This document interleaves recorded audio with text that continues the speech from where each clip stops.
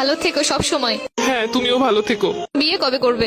জানি না আদৌ কপালে বিয়ে শাদী আছে কিনা। তোমার বউকে বলে দিও আমি যেই হাত ধরেছি ওই হাত যেন না ধরে। তোমার জামাইকেও বলে দিও আমি যে গালে কিস করছি ওই গালে যেন আর কিস না করে। আমরা যেই জায়গায় দুজন মিলে ঘুরছি তুমি তোমার বউকে নিয়ে ভুলেও সেই জায়গায় আর যাবা না। বউয়ের মন রাখতে মাঝে মাঝে যেতেও হতে পারে। তুই নেই মাত্র কইলে তুই আর বিয়ে করবি না। এটা তো তোমার কথায় কথায় বললাম। তোর স্বভাব আমি ভালো করে জানি, আমি তো তোর কথা শোনা না লেগে কইতেছিলাম। ছেড়েই তো চলে যাচ্ছ, তাহলে আবার এইগুলো কেন বলতেছো? ঠিকই তো বলছো, আমি কেন এগুলো বলতেছি এখন? আমাকে ছেড়ে খুব ভালো থাকবে তাই না? ভালো তো থাকতাম, কিন্তু এই 2-3 বছরে তো হাজার হাজার টাকা খরচ হয়ে গেছে আমার। ঘুরতে গেলে গাড়ি ভাড়া তো আসছে, ফুচকা খাওয়ানো, চটপটি খাওয়ানো, আইসক্রিম খাওয়ানো, এইগুলোর পিছনে যত টাকা গেছে আমার। কষ্ট পেও না, যখন জামাই হবে টাকা পয়সা হলে তোমাকে সব শোধ করে দিব।